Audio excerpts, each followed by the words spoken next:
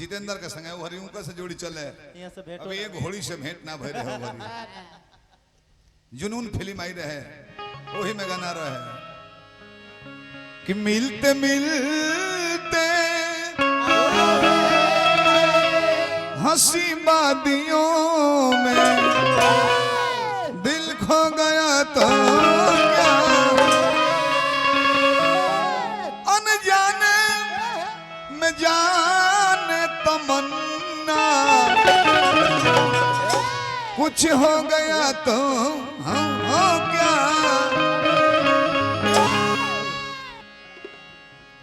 लड़का बेचैन बाकी प्रेमिका से भेंट होत नहीं खाए डोरे दुआर का और जात नहीं कि हल्ला हो गइल बा धनिक बड़े सब कुंदा से मार के बर्बाद कर दी है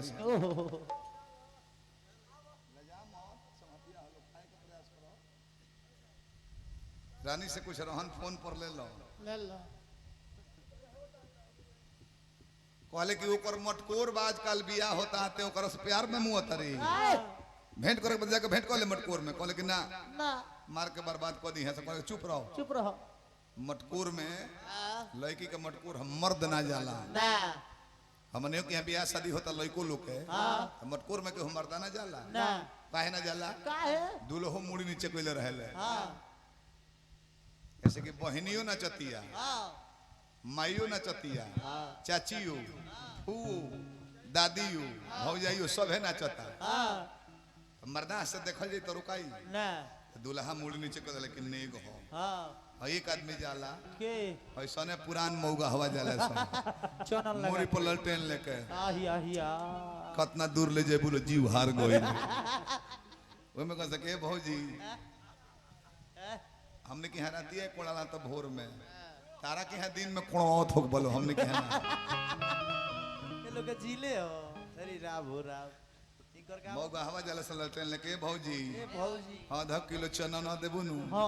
तो ललटनिया बतिहर कम के भूक भूका के बुता दे भूत भूत गिर जे बोलो हां तब हो जाए कर के चली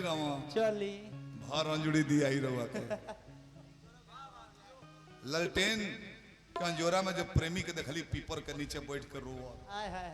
कहली कि हट लाला हट आ के सटी गईली कहां है ऐसे कि दूगो काम जीवन भर भोर ना पड़ेला कौन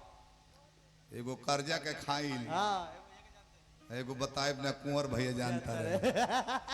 लड़का के भूल चूक मिट्टी खाइल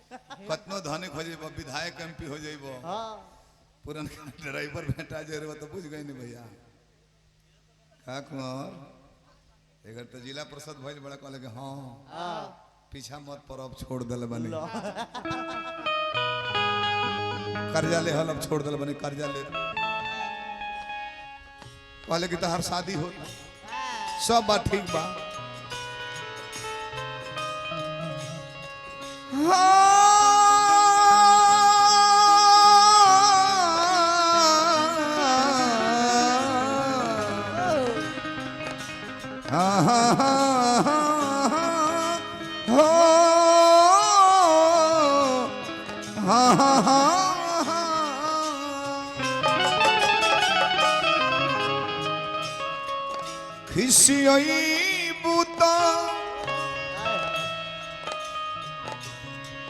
खिसियाई बूता मर जाइब तड़प के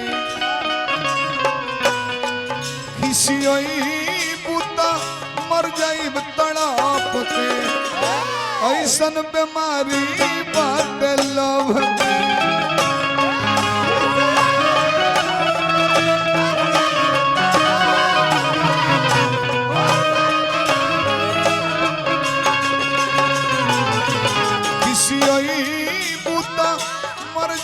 तड़प के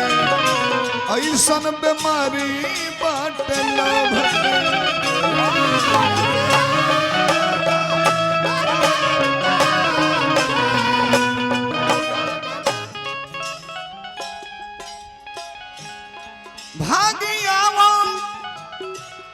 भागियावा छत वाली छत टप के भागियावा छत वाली छत टप के ऐसन बीमारी बाटे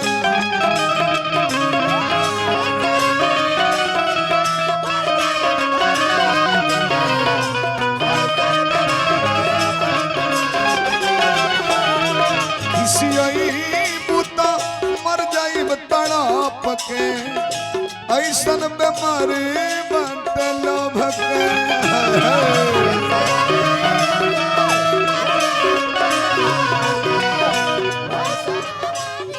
बाबू मंतोष सिंह जी हिम्मतपुर दया जी साहब के परिवार से मैंने बहुत रुपया पुरस्कार देने हार्दिक शुभकामनाएं।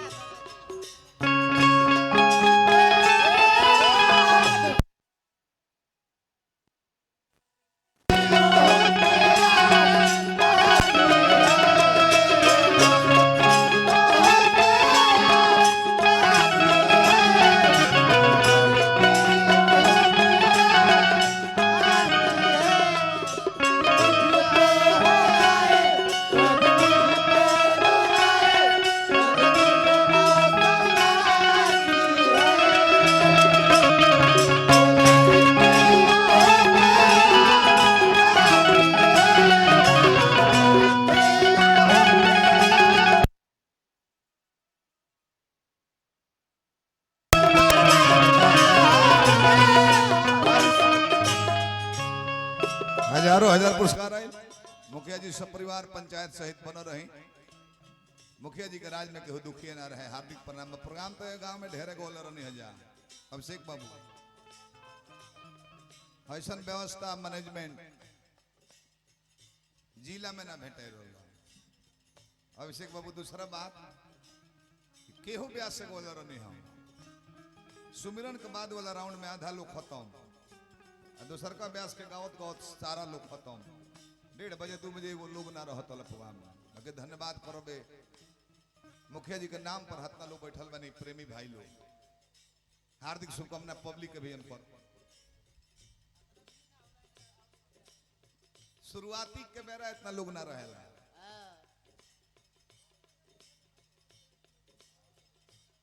शुरुआती के बेरा ले इतना लोग ना रहेला। मनोरंजन भैया पैक्स अध्यक्ष एक सालगिरह में नहीं बोला नहीं मनावत का हर साल सालगिरह करी ले जहाँ रोको नहीं हम रोटी भुजिया बनवाए खनी हम तला कोनो हितई में आइल बनी 2 बेर खा ले 6 बजे उजा रोटी भुजिया चलल हो अस्थिर से नहा तलल एकदम स्नान ध्यान को के फोन को दर नहीं हम एक्स्ट्रा सेवा कुछ नहीं करते को नहीं बिगड़ जाएगी का बताएं नीक ना लगेला खाना पी